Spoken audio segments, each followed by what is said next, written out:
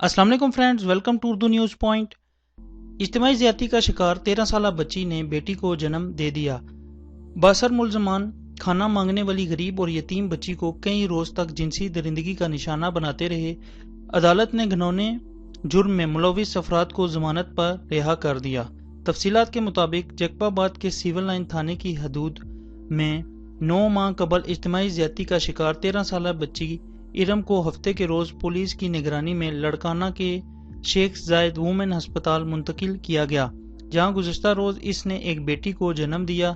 इस सिलसिले में मुतासरा बच्ची इरम की वालदा ज़मीरा ने मीडिया से गुफ्तगू करते हुए कहा, जालिमों ने हमारे साथ जुल्म किया है, मैं बेवाह हूँ और हम बहुत गरीब हैं, इसलिए मेरी बच्ची खाना लेने मुलजिम जफरुल्लाह के घर जाती थी, जहां मुलजिमान जफरुल्लाह और कामरान ने मुसलसल मेरी बच्ची को ज़्यादती का निशाना बनाया और मेरी बेटी को धमकियां देते थे कि वो किसी को ना बताए। उन्होंने कहा, इज्तिमाई ज़्यादती का मुकदमा जैकबाबाद के सिविल लाइन थाना पर 4 मुलजिमान जफरुल्लाह, कामरान और 2 नामालूम अफराद के खिलाफ दर्ज किया गया था।